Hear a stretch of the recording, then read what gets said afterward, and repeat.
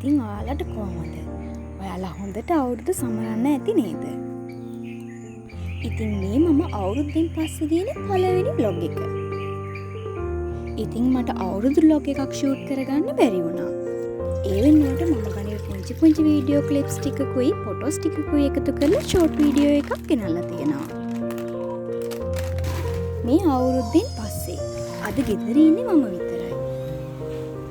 ඉතින් මම දැන් මේ උදේට කන නූඩල්ස් එකක් හදන ගමන් තමයි ඉන්නේ. මට උදේ පාන්දරම තියෙන ලෙක්චර් එකට කලින් ලීසියෙන්ම ඉක්මනින්ම හදාගන්න පුළුවන් නිසා නූඩල්ස් එකක් හදන්න මම හිතුවේ.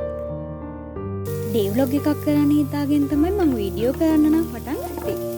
ඒ වුණාට ඉතින් මට අද දවසේම වෙන මොනවත් වීඩියෝ ගන්න බැරි වුණා. ඒත් ඉතින් ගොඩාක් දවසකින් වීඩියෝ එකකුත් ගෙනාවේ නැති නිසා ගනිපු වීඩියෝ ටික එකතු කරලා පොඩි vlog එකක් ගේනවා කියලා මං හිතුවා. ඉතින් අම්මා නැති දවසට උදේ පාන්දරට මට කරන්න වැඩ ගොඩයි. හැබැයි ඉතින් ඔය ඔක්කොම ටික නම් මට අද උදේ පාන්දරම කරගන්න බැරි වුණා. ඉතින් ඔය විදිහට මගේ නූඩල්ස් එකත් හදාගෙන ඒකත් එක්ක කන සොසේජ් එකකුත් fry කරගත්තා. ඉතින් මේක හෙල්දි බ්‍රෙක්ෆාස්ට් එකක් කියන්න ටිකක් විතර අමාරුයි. ඒත් ඉක්මනට හදාගන්න ඕන වෙලාවට හොඳයි. නූඩල්ස් එකට අමතරව මම දාල් කෑමට පරිප්පු එකක් එක්ක බතකුත් හදාගත්තා. දාල් වෙලා තව මොනවා හරි හදාගන්න පුළුවන් නේ. ඉතින් ඒ ටික නම් මට වීඩියෝ කරගන්න බැරි වුණා. ඉතින් දැන් මම මේ ලේස්තේ ඉන්නේ ජනෙල් එහෙමත් ඇරලා ගේ ටිකක් අතු ගාලා බුදුපහන තියන්න. ඉතින් උදේම ඔක්කොම ජනෙල් ඇරලා දාන එක මට තියෙන පුරුද්දක්. ඒකෙන් උදේ පරිසරයේ තියෙන නැවුම් වාතාශ්‍රය වගේම හොඳ හිරු එළියත් අපේ ගේ ඇතුළට ගන්න පුළුවන්.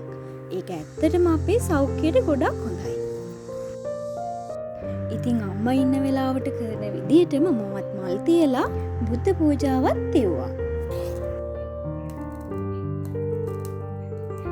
ඉතින් ඔයාලා තාමත් මගේ channel එක බලන්නේ subscribe නොකර නම් channel එක subscribe කරලා වීඩියෝ එකට like එකක් දාලා ඔයාලගේ ලස්සන අදහස් ඒ වගේම ඔයාලගේ තියෙන request comment කරගෙනම යන්න. ඔයාලගේ comments බලන්න මං හරිම ආසයි. ඉතින් ඒ වැඩ ටිකත් ඉවර කරලා දැන් මම මේ ලේස්තේනේ මගේ breakfast එක ගන්න. එහෙනම් ඉතින් මේ පුංචි වීඩියෝ එක මෙතනින් ඉවර කරනවා. ආයෙමත් ලස්සන vlog එකකින් හමු වෙනකම් ගිහින් එන්නම්. bye.